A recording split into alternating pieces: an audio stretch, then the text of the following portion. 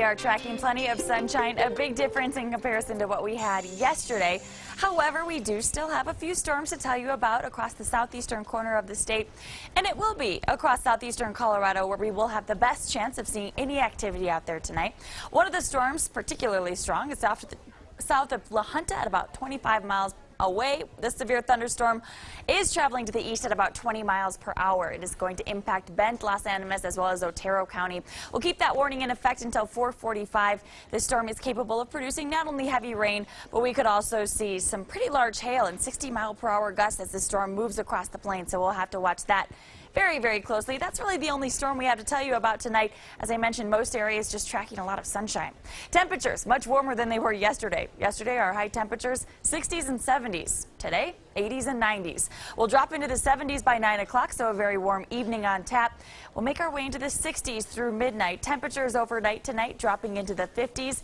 Tomorrow we do it again. It's going to stay warm on Saturday, too. We're back in the 80s and 90s tomorrow afternoon. Even the mountains will stay warm with highs in the 60s and 70s for places like Leadville and Gunnison. Tomorrow we will have plenty of sunshine for the first half of the day. However, as we head into the afternoon, the clouds will begin to build over the mountains and over the Palmer Divide. Now you'll notice Skycast breaks out a few showers over the mountains out across the plains.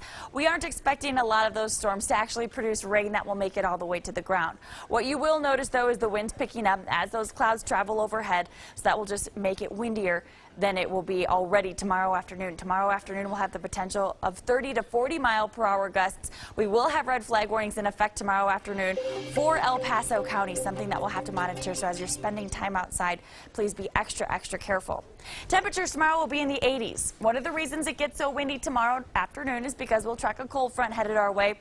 We'll cool down your Father's Day slightly. Temperatures getting into the 70s on Sunday. We're back in the 80s though Monday, Tuesday, before we bring back that chance for storms Wednesday into Thursday. We'll also drop the temperature back into the 70s through the midweek next week.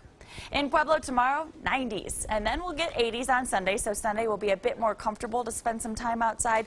Windy both days, though. 88 degrees on Monday, then we're back in the 90s Tuesday, before we dip back into the low 80s come Thursday. Not a good chance we'll see any rain, though, around Pueblo. In Canyon City, 90 degrees tomorrow. We'll hit 82 on Sunday. Upper 80s on Monday with 90s expected on Tuesday. The next chance for storms in Canyon City arrives on Wednesday. And in Teller County tomorrow, you can expect a high temperature of 75 degrees. Expect the wind to pick up during the afternoon. Sunday, slightly cooler, 69 degrees.